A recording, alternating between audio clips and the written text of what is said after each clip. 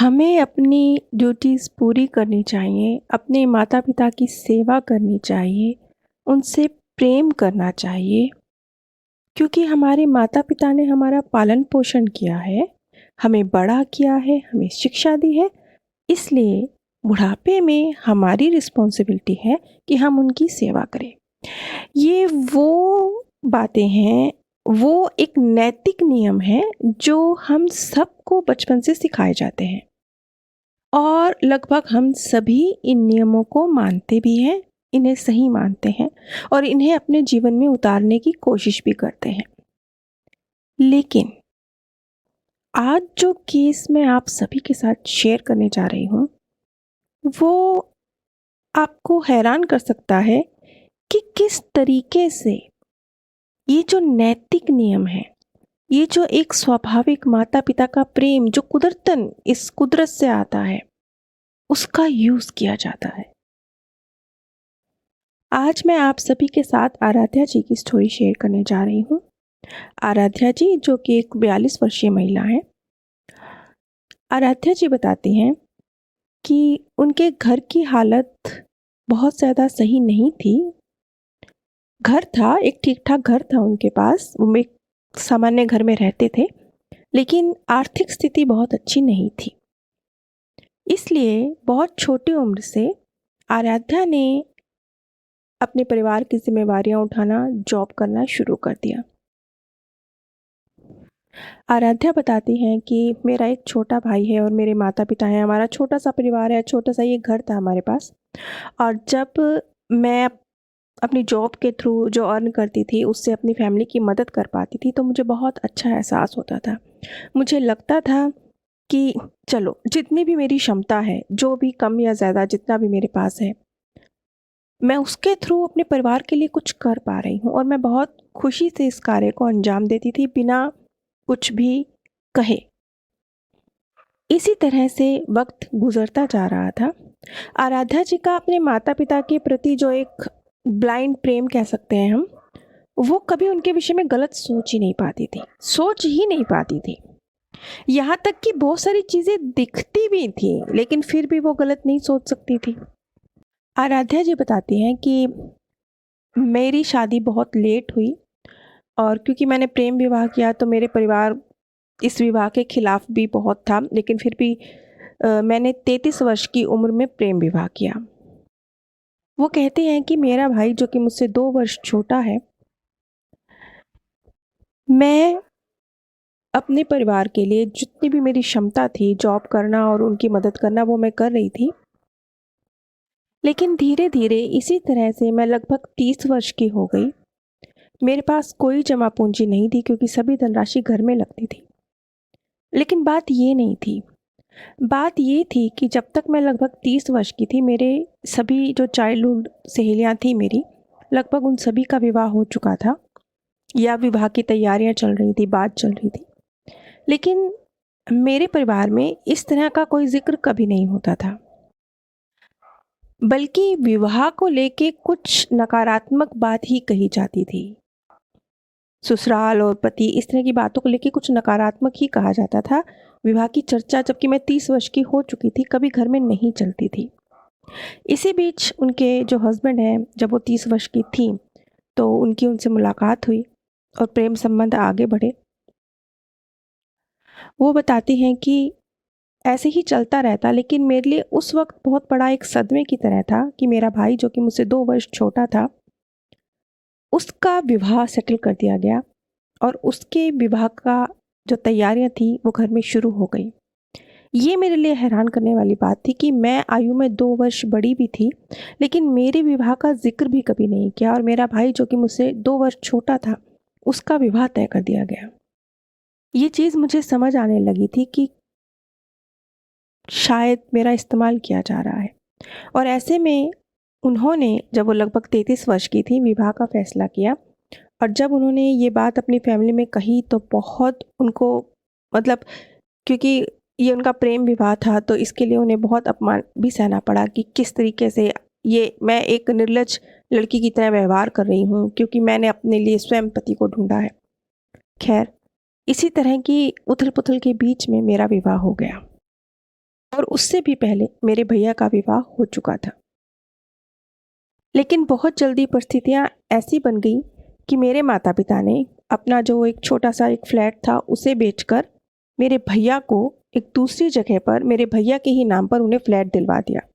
उसके बाद परिस्थितियाँ और भी ज़्यादा ख़राब होने लगी क्योंकि मेरी भाभी और मेरी माताजी के बीच में संबंध अच्छे नहीं थे और अब उनके पास कुछ था भी नहीं, तो एक तरह से उन्हें घर से निकाल दिया गया। ऐसी स्थिति में मेरे माता-पिता ने मजबूरन, क्योंकि सिवाय मेरे उनका कोई और था ही नहीं, तो उन्होंने मेरे घर आके रहने का फ़ैसला लिया, जिससे मैं खुश थी क्योंकि वो मेरे माता-पिता हैं।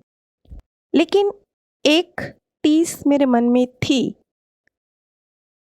कि मेरे माता-पिता ने ना मेरा विवाह और यदि थोड़ा-सा भी, क्योंकि मैं तो लव मैरिज की थी, तो मैंने कुछ भी घर से नहीं लिया था बल्कि घर को दिया ही था पूरे जीवन। तो क्या मेरे लिए थोड़ा-सा भी मेरे माता-पिता के पास नहीं था? ये एक टीस मेरे मन में थी। लेकिन फिर भी मैंने अपने माता-पिता को रखा और उनकी बहुत सेवा करी। लेकिन बात यहीं समाप्त नहीं होती। यहाँ पर भी उनके माता-पिता का सेम व्यवहार था कि यदि तुम कर रही हो तो ठीक है, ये तुम्हारी ड्यूटी है, तुम्हें करना चाहिए। तुम बेटी हो, हमने तुम्हें पालन-पोषण किया है। अब हम आराध्या जी के पीएलआर पर आते हैं और समझते हैं कि आराध्या जी के साथ जो कुछ हो रहा है और जिस तरीके का उनका एक सोचने समझने का तरीका रहा, वो ऐसा क्यों रहा। उन्होंने कहा कि वो एक बहुत बड़ी जिसमें बहुत बहुत सारे कमरे हैं, एक बड़ी सी हवेली में रहती हैं। वो मात्र 12-13 वर्ष की एक बच्ची हैं और शायद उन्हें खरीद कर लाया गया है।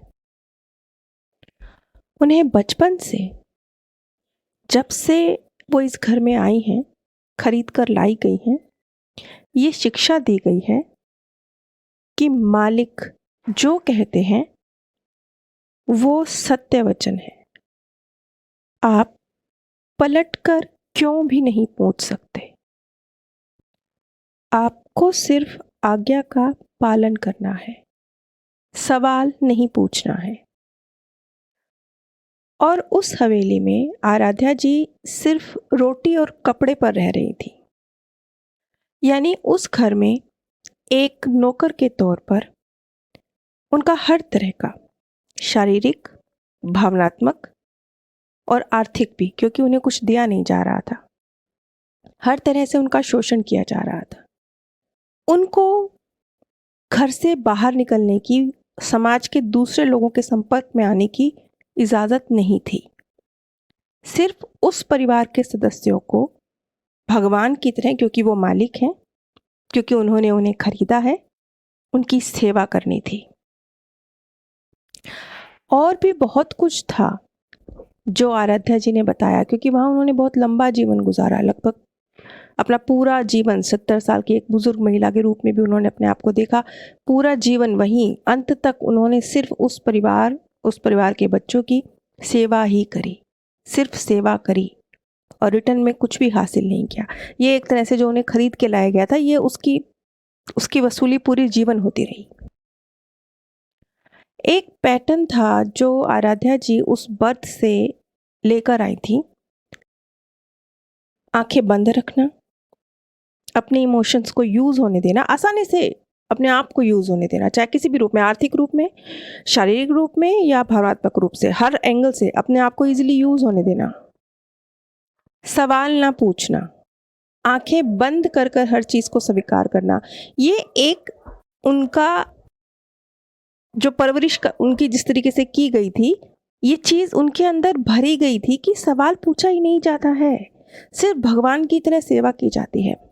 और ये जो एक गलत पैटर्न उन्होंने अपने अंदर डेवलप किया था, ये रिपीट हुआ है इस बर्थ में। इस बर्थ में भी उन्हें कुछ इसी तरह के परिवार में उनका बर्थ हुआ, जहाँ पर वो सेम पैटर्न को रिपीट होते हुए देख रही हैं। और उस बर्थ में जो एक मालकिन के रूप में उन्होंने जिस महिला को देखा था, वो इस बर्थ में उनकी माँ के रोल में है। सिर्फ रोल बदला है, तरीका नहीं बदला। किसी भी आत्मा का कार्य करने का तरीका नहीं बदला। आप किसी भी रोल में हो सकते हैं। आपका कभी आप दुश्मन हैं, कभी आप मित्र हैं, कभी आप माता-पिता हैं, कभी आप भाई-बहन हैं, कभी आप दोस्त हैं, कभी आप पड़ोसी हैं, कोई भी रोल हो सकता है। बात वो नहीं है। बात है वो जो आपने सीखा है ना पास्ट बर्थ में या इस बर्थ में भी जो आपने बचपन से सीखा हुआ है, उस चीज़ में आपने क्या सीखा है, कौन-सी चीज़ भर दी गई है आपके दिमाग में और आपने उसे पूरी तरह से बिना अपनी आत्मा, अपनी चेतना, अपनी बुद्धि को उसमें इन्वॉल्व किए स्वीकार कर लिया है। जिस भी चीज़ को आपने बिना अपनी बुद्धि, अपनी चेतना, अपनी समझ यानी जो कुदरत ने आपको गुण दिए थे, जब भी जहाँ पर भी आप कुदरत के दिए हुए गुणों को इग्नोर करेंगे, वहाँ आप यूज़ होंगे, बर्बाद होंगे, आपका इस्तेमाल होगा। एक लड़की के तौर पर, एक इंसान के तौर पर आराध्या को दोनों बर्थ में एक चेतन दिमाग मिला था। अवचेतन रूप से चाहे बचपन से उसके अंदर जो भी भरा गया हो, लेकिन एक बौद्धिक क्षमता उसके पास थी जिसका प्रयोग उसने कभी नहीं करा। पास्ट बर्थ में भी नहीं करा, इस बर्थ में भी नहीं करा। और यही वो चीज़ थी जिसे आराध्या को सीखना था। आसानी से अपनी भावनाओं का मिसयूज़ होने देना, नैतिक नियमों का हवाला देकर उसका यूज़ किए जाना, ये वो चीज़ थी जो सीखनी थी, आराध्या के लिए ज़रूरी थी।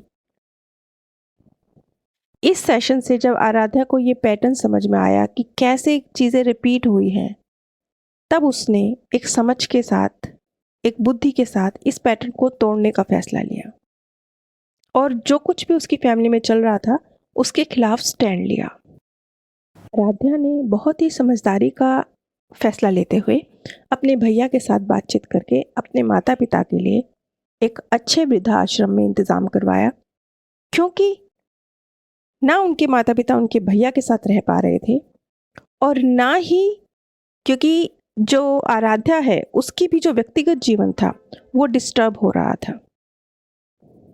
एक छोटे घर में वो भी इस चीज़ के साथ नहीं चल पा रही थी।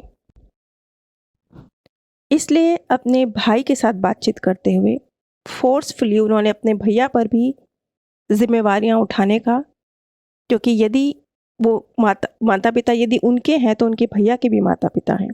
उन्होंने ये जिम्मेवारी अपने भैया पर डाली कि वो एक अच्छे वृद्धाश्रम में उन्हें भेजें और उनका पूरा खर्चा उठाएं ताकि वहाँ वो एक अच्छी ज़िंदगी जी सकें।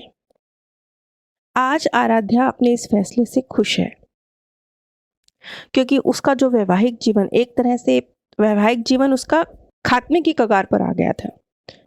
छोटे घर में वो अपने माता पिता के साथ उसी परिवार में अपने पति और अपने बच्चों के साथ नहीं रह सकती थी। स्वाभाविक है, ऐसी स्थिति में जो हस्बैंड है उनकी तरफ से भी एक सवाल आ रहा था। तो इन सब चीज़ों को देखते हुए आज आराध्या ने जो अपना फैसला लिया और अपने माता पिता को एक अच्छे वृद्धाश्रम में भेजा, आज वो अपने इस फैसले से बहुत खुश हैं, क्योंकि ऐसा करके ये सभी जो चारों फैमिली मेम्बर्स हैं उन सब की जीवन में स्थिरता आई। सबसे बड़ी बात, आराध्या ने मिसयूज़ होना छोड़ दिया, क्योंकि ये जो एक पैटर्न बन गया था, आराध्या ने और भी बहुत कुछ बताया कि ये ऐसा नहीं था कि सिर्फ माता पिता यूज़ कर रहे थे। जब एक चीज़ आपके अंदर आ जाती है तो फिर वो आसानी से कोई भी उसका यूज़ कर सकता है। ऐसा नहीं कि एक ही व्यक्ति कर सकता है, और भी लोग करेंगे। और जब आराध्या ने अपने इस पैटर्न को तोड़ा तो उसकी ज़िंदगी में बहुत सारी पॉजिटिविटी आनी शुरू हुई, क्योंकि जब आप अपनी इच्छा के विरुद्ध इस्तेमाल होते हैं, कैसे भी, चाहे इच्छा के साथ इस्तेमाल हो चाहे इच्छा के विरुद्ध इस्तेमाल हो, इस्तेमाल होने की फीलिंग हमेशा बहुत बुरी ही होती है। अगर आप पास्ट लाइफ रिग्रेशन करवाना या सीखना चाहते हैं तो आप स्क्रीन पर दिए गए व्हाट्सएप नंबर पर संपर्क कर सकते हैं। आप सभी पर परमात्म सौंदर्य, प्रेम और आनंद सदैव बरसता रहे। आप सभी दिव्य परम धाम में स्थान प्राप्त करें।